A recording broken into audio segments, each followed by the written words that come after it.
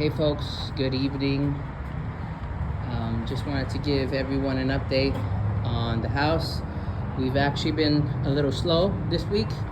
Plumber needed to do a replumb, and unfortunately it seems like he got caught up in another job. So, that delayed the entire process. So we're digging up all the way to the main, all the way back there, and we're gonna bring it right back and not put it here because this is where my kitchen is going to be, so we're going to reroute it somewhere where it's not here. Because of that issue, we really have not been able to progress, so I am not really happy about it. I expected my GC to be kind of more tight with the schedule, but things happen. So we do have one issue. My GC is a great framer, and he framed very well. I'm very happy. He did it in lightning speed, which was amazing. But he's also not the best in other areas.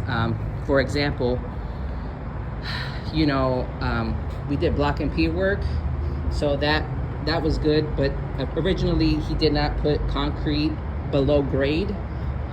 So I explained to him that to really have these blocks set and not have them move, right? Because we're on sand.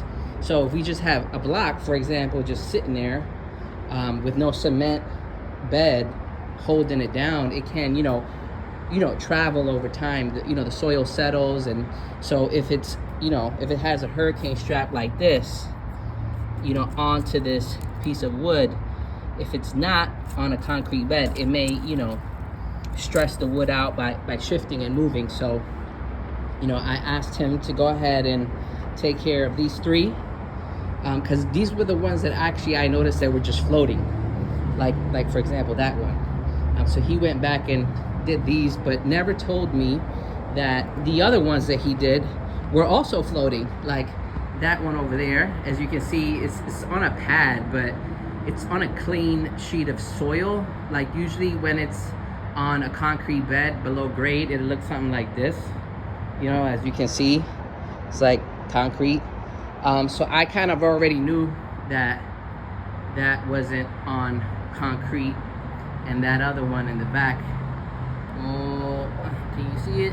All the way back there, that one's also not on concrete. And what happens when you don't put block on concrete, the soil shifts, and the block is not sitting flush on the ground. So if you can take a look at this one that he actually did like a week ago, it already cracked. He didn't put concrete below grade, so when he sat this block down, it wasn't level, and the stone cracked. So just imagine when this wall becomes an open concept wall, meaning I'm gonna knock it all out and put a beam like right here all the way around, and then leaning back down here so that people can kind of access this room freely without these 2x4s in the way. It'll be an open wall, where living room, kitchen area, like complete access, walkway, no wall restricting. So it's a critical situation, because when you put the LVL, which is the support that this wall will need to compensate for these 2x4s not being there, there's going to be a load of a lot of weight, sat on that block. So if it's not set correctly, it's already cracked, that's a critical weak point in the house. And so I already talked to my GC and let him know I'm not really happy about this, so we're gonna do a walkthrough. And I guess that was my fault, because I should have before I paid him, I should have did a walkthrough, to show me what was completed.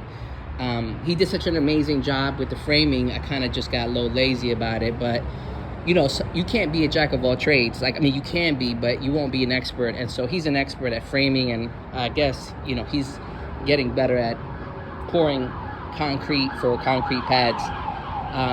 So aside from that, we're gonna start working on exterior.